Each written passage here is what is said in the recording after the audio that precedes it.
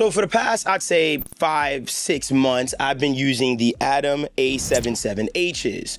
I haven't been happy with what I've been hearing, and I've been desiring a monitor that speaks to me more as far as what I'm looking for from a translation standpoint. Well, now I've stumbled upon the Fluid Audio Image 2s, and this speaker and these monitors have been game-changing for me, and I'm going to explain why in a second. So these are the Fluid Audio Image 2s. I'm recently coming, like I said, off of my Atom A77Hs, and I've really been on the market looking for a three-way speaker specifically that really just sounded great in my room, that translated well, that had a big low end. I was talking to a good friend of mine named Austin from the channel Make Pop Music. Highly recommend the channel, check it out.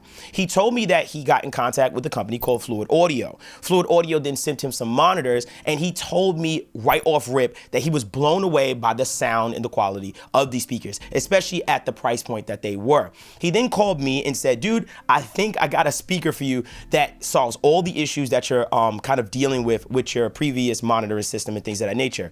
He then got me in contact with Fluid Audio, and they were so gracious to send me over a pair.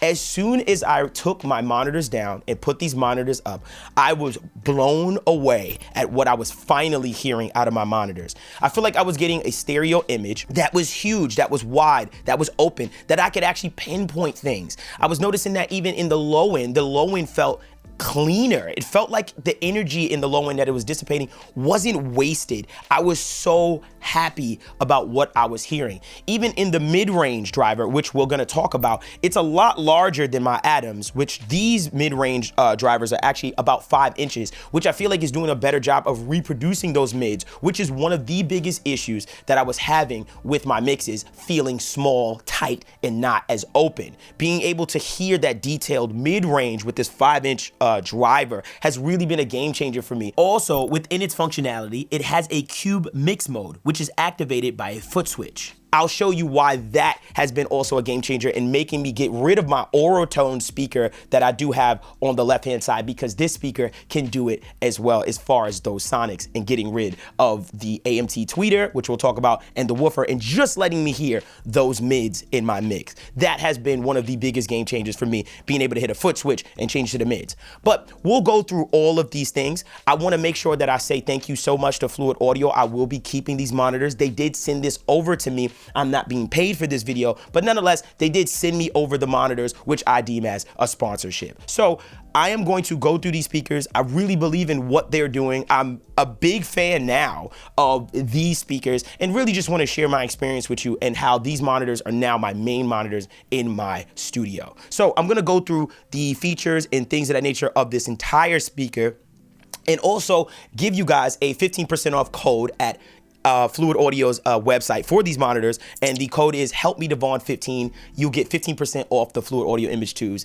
Great deal, especially for the price point that it's at right now. Make sure I put a link in the description below. So let's get to it. Let's talk about these monitors. So the Fluid Audio Image 2 is a three-way speaker. I'm a big fan of the three-way speaker because I love that there are different drivers that are independently handling different frequency ranges. With this particular speaker, it's actually 4 drivers, being that the woofer on the side, there are 2 of them that are 8-inch that are firing. With the crossover being 115 hertz and 2800 hertz, basically what they're getting is the 8-inch firing is giving me 115 hertz. Then you got the mid-range cone that is doing everything from 115 hertz and above to 2800 hertz. And then everything from the tweeter is giving me 2800 hertz and above. So you have 3 different sonics that are being reproduced from these particular drivers that are pushing out sound. And remember, there are 8-inch cones or 8-inch woofers on the sides that are firing at that 115 hertz. I love that. I feel like that separation in sound that I'm getting is also allowing for that independence of jobs to be reproduced and allowing me to hear those separately and giving me more detail in those specific ranges that the crossover is. So I have a speaker that is reproducing my highs by itself with the tweeter. Then I have it giving me my mids by itself with the mid-range driver. And then I have the woofers on the side, 2 of them, that is giving me the lows. A three-way speaker. I'm a big fan of three-way speakers. At the very top, we have their Air Motion Transformer Tweeter, which they deemed as very fast as well as transparent. My first impression with the AMT Tweeter was the brightness. It sounded super, super hi-fi-ish, and they sounded super transparent. I didn't feel like I was getting a high-end that felt scratchy or broken. It felt super, super clean. And also when it came to my transients, and this is where I think the fast response that they're deeming or catering to with this actual tweeter comes in handy. With my high end, I was noticing when I felt like my high end was a bit too transient. Even some of my favorite mixes, I was noticing things in those mixes that actually took me aback and made me realize like, oh wow, that's why I like that mix, or that's why those transients felt like that. So I was very happy with hearing how these tweeters basically reproduce high end, especially coupled with my Apogee Symphony, knowing how hi-fi that interface already sounds. Really liked it, felt very open, super transparent, and very, very clean. And those transients were very, very special to me as far as what I was hearing. Next, we have a 5-inch mid-range driver, which is an anodized aluminum cone. In my own personal opinion, I'll be very honest with you. Coming off of my Adams, I was dealing with a much, much smaller mid-range driver.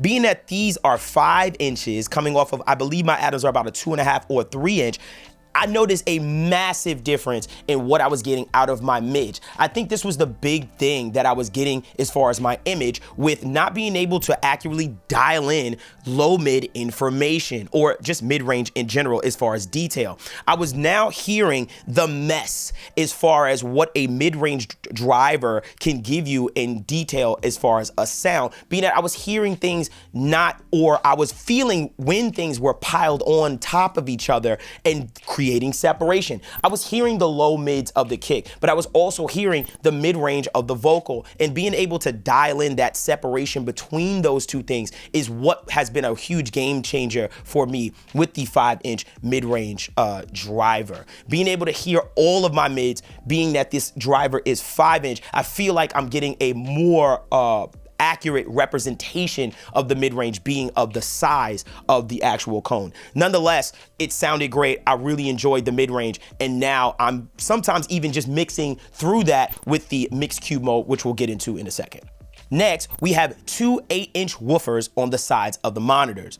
Granted, I'm a big fan of dual woofers. I just love the sound of them, and I just love how they reproduce low end. On these in particular, coming off of my other speakers, the first thing I noticed was how clean they sounded. And also in this very room, I always had an issue about at a 70 hertz range, which is very important when it comes to kicks and things. As soon as I put these on, I was hearing kicks like I'd never heard before. Now, granted, it could be for a lot of reasons. These speakers don't have ports, and the speakers, as far as the woofers, are firing on the side. I think in my room in particular, this actually complemented my room really well with them firing to the sides as opposed to firing right at me when it came to the low end. And I noticed that that range that I was having, that cancellation or that lack of frequency dip around that 70 hertz, I was hearing my 70 hertz. I felt like I was getting way more bang out of the monitors, and it felt a lot punchier. Granted, this speaker in particular, which they always say within the manual and just Fluid Audio in general, is the fast response. That's one of the biggest things that they talk about. And I notice it when it comes to the transparency and just transients in general, even in the low end. It sounded super clean. The energy from the actual 2 8-inch woofers on the side didn't feel wasted, which is the biggest thing for me with low end energy and just things in general when it rumbles through your room. These things bang. I'm using my sub less as well because I just enjoy the clean sound of what these woofers are reproducing in this particular room that I have. Also, within the build of the 2 8-inch side-firing woofers, they have the vibracer technology, which connects the 2 subwoofers, causing outward pressure, adding additional bracing for the entire cabinet. The design drastically reduces distortion normally created by flexing of the cabinet and allows the system to reproduce tones with transparency and detail across the entire audio spectrum. We're also going to talk about how the speaker is laid out as far as the tweeter in relation to the mid-range driver and why it's important and why this is actually something that needs to be touched on. We'll get to that in a second. But overall first impression of the monitor as far as the sonics and what I heard, I was absolutely in love. Super transparent. I love how my transients were being reproduced. The low end felt amazing in my room, and I was finally hearing things for the first time as far as that stereo image. Now, let's move on to the back of the monitor and kind of tell you the connectivity and the inputs as far as everything on it. So at the very top, we have the volume knob, which I appreciate that this knob in particular is stepped. So I'm not just guessing with the sliding of the knob where the volume is sitting in relation to the other speaker. I can feel the actual groove and know I'm sitting in a certain position. Next, we have the low frequency adjust, which is allowing us to change 70 hertz and below, minus 2 dB or plus 2 dB. Next, we have the mid frequency adjust. This switch allows for mid frequency contouring at 2 kilohertz, plus or minus 1. Here we have a standby switch, which after 45 minutes of no activity, the monitors will go into standby. We have the high frequency adjust, which allows for high frequency contouring above 8 kilohertz, plus or minus 1. We have the channel select switch, which is a digital channel assignment switch that lets you monitor the left channel or right channel of the digital input.